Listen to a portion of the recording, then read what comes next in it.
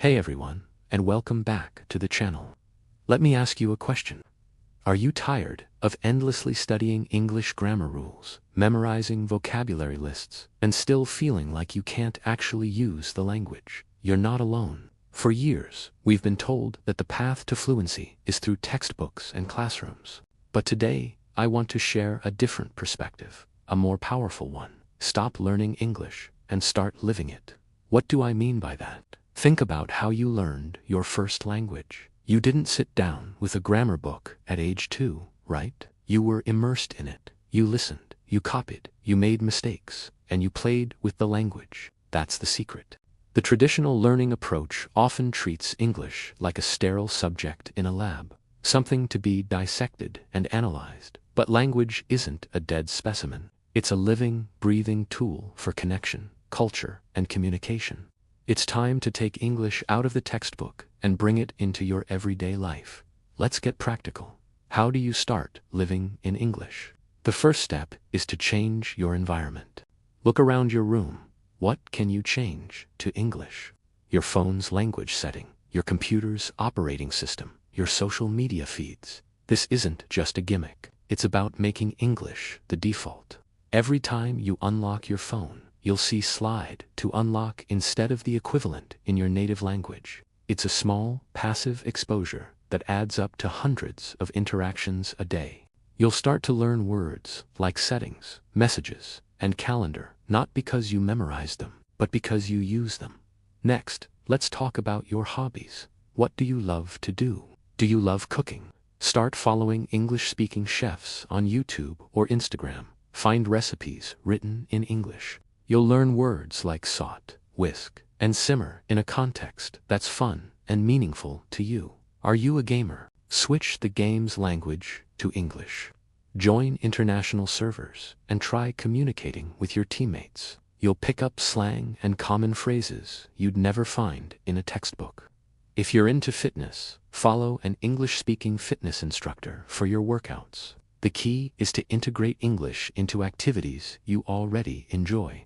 This transforms practice from a chore into a pleasure. One of the biggest hurdles for many learners is the fear of speaking. We're so afraid of making mistakes that we just stay silent. But let me tell you, mistakes are not your enemy. They are your greatest teachers. To live in English, you have to embrace imperfection. Find a language exchange partner online. There are tons of apps and websites where you can find native speakers who want to learn your language. You can spend 30 minutes speaking English and 30 minutes speaking your native language. It's a supportive, low-pressure environment. Remember, the goal is not to be perfect. The goal is to communicate. No one is judging your grammar. They're just happy to be connecting with you. Another powerful tool is to think in English. This might sound advanced, but you can start small. When you're walking down the street, try to describe what you see in your head in simple English. That is a big, red bus. The woman is walking her dog. The dog is small and white. It's like a private monologue. At first, it will feel slow and clunky. You'll have to search for words. But over time, you'll start building new neural pathways. You'll begin to form thoughts directly in English, instead of translating everything from your native language. This is a massive leap towards true fluency. It's the difference between being a tourist in the language and becoming a resident. Now, let's talk about consumption. What media are you consuming every day? Your favorite TV shows, movies, podcasts, music. Switch them to English. When you watch a movie, start with English subtitles. As you get more comfortable, switch to English subtitles. And eventually, try watching with no subtitles at all. Don't worry if you don't understand 100%. The goal is to get the gist, to follow the story, and to get used to the natural rhythm and speed of spoken English. Listen to English music and look up the lyrics. You'll discover new expressions and cultural references. Podcasts are also fantastic for this. Find a podcast on a topic you're passionate about, whether it's true crime, comedy, or science, and listen during your commute or while doing chores. Let's put this all together. Imagine your day. You wake up and check your phone, which is in English. You listen to an English podcast while you make breakfast, following a recipe you found on an English blog. During your commute, you listen to your favorite English language band. At work, you chat for a few minutes with an online language partner during your break. In the evening, you relax by playing a video game in English or watching a movie on Netflix. See, you haven't spent a single minute studying in the traditional sense. You've simply lived your day, but you've done it in English.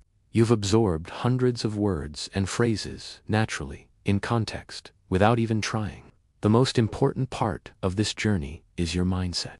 Let go of the pressure to be perfect. Celebrate small wins. Did you successfully order a coffee in English during a trip? Amazing. Did you understand a joke in a movie without subtitles? That's a huge victory. Fluency is not a destination you arrive at one day. It's a continuous journey of growth and discovery. It's about building confidence, one conversation, one movie, one thought at a time. The goal is to make English a part of who you are, not just something you know. So, I challenge you today. Pick one thing from this video, just one. Change your phone's language. Find an English language podcast you like. Write down 3 sentences in English about your day before you go to sleep. Start small, but start today. Move from being a passive learner to an active participant. Immerse yourself, play, experiment, make mistakes, because that is how you stop just learning English and you start truly living it. Thank you so much for watching. If this video resonated with you, please give it a thumbs up. And don't forget to subscribe for more tips on making your language journey fun and effective. Let me know in the comments which tip you're going to try first. See you in the next video. Bye.